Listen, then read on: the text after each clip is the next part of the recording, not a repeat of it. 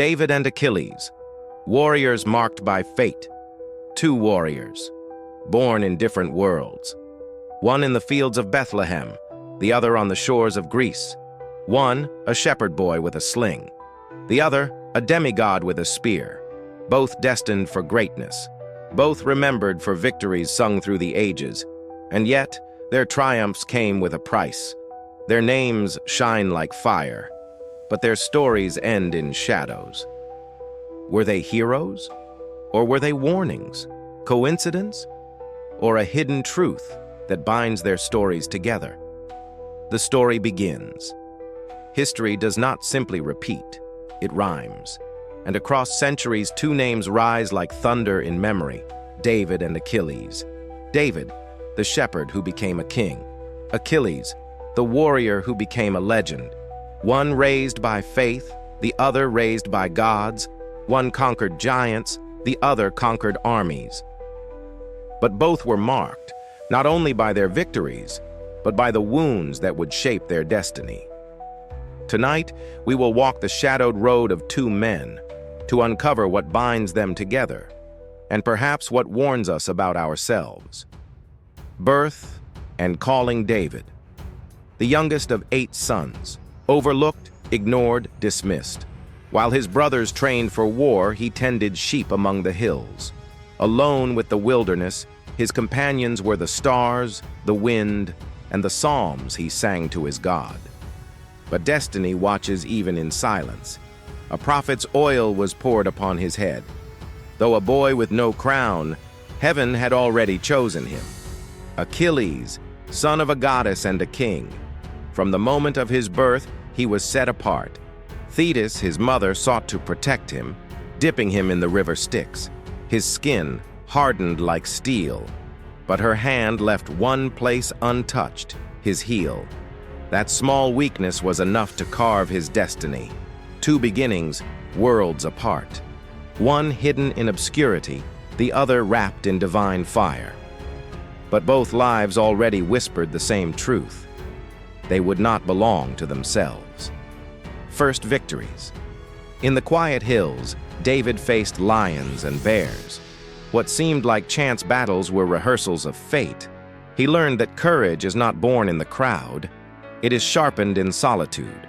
Then came the giant, Goliath, a man of bronze and arrogance towering above soldiers. The armies trembled, but David stepped forward. No armor, no sword, only a sling, 5 stones, and a heart burning with faith. One stone flew, the giant fell, and the boy became a symbol. Achilles, on the other hand, needed no symbol. He was thunder incarnate. On the fields of Troy, he charged like a storm. Spears shattered, shields split. Enemies fled at the sound of his name. He was not simply a man in battle. He was inevitability, a hurricane with a human face. Both youths faced the impossible. Both walked away victorious. And both heard the whisper of fate. You are more than human, but less than free. The rise of fame. David's victory echoed through the streets. Songs rose on every lip. Saul has slain his thousands, but David his tens of thousands. The shepherd was now a warrior, and soon a legend. But songs once sung cannot be unsung. And envy began to burn in the heart of Saul, Israel's king. David's name was rising too quickly, and envy sharpened its spear against him. Achilles too rose to glory. His speed, his fury, his beauty were sung even before his death. The Iliad immortalized him. Kings bowed, comrades watched in awe, and his enemies trembled. But praise is a crown of thorns, for praise feeds pride, and pride always demands its price. Two warriors, two songs, both lifted by voices of men, both soon hunted by shadows of their own making. The wounds of the heart. Not all wounds are struck by arrows. Some are carved in the silence of the heart. David, chosen by God, crowned by victory, was not free from desire. From the rooftop of a palace, he saw Bathsheba.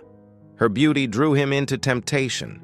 He took what was not his, and with that act came betrayal, guilt, and blood. a scar no battlefield could ever match. Achilles, too, was pierced by an unseen wound. When Agamemnon insulted his honor, he withdrew from the war. The greatest warrior of Greece sat in his tent, his pride heavier than the cries of his comrades. And in that silence, his dearest companion, Patroclus, took his place in battle and fell. David was scarred by desire. Achilles was scarred by pride. Two men undefeated by armies, yet undone by themselves. Shadows and exile. David fled into wilderness caves, hunted by the very king he served, the anointed one without a throne. In the cold of exile, he sang psalms, songs of trust and lament. Even in despair, his words soared beyond stone walls, words that still echo centuries later.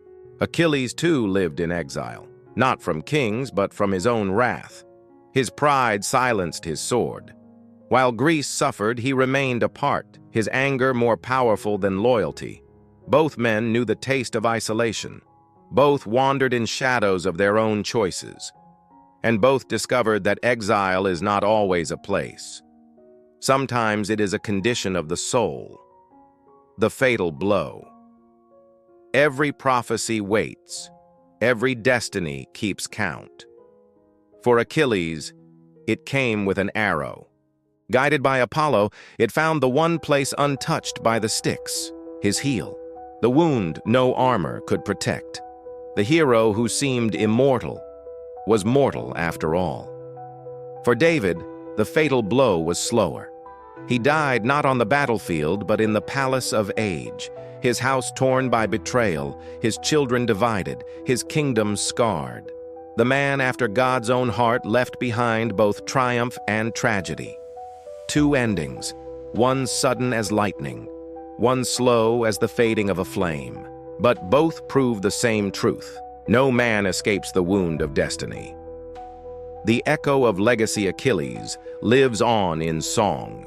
The Iliad carries his fury, his glory, his fall, not in temples, not in stone, but in the memory of words.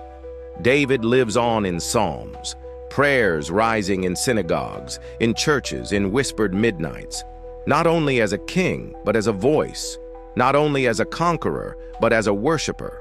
One remembered for glory, the other remembered for faith. Both remembered because their wounds made them human. Conclusion. David and Achilles were not just warriors, they were mirrors of destiny, both chosen, both unstoppable, both broken.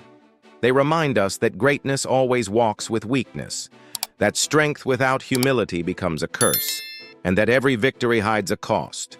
So I ask you, when you hear their stories, do you see heroes in their triumphs or warnings in their wounds?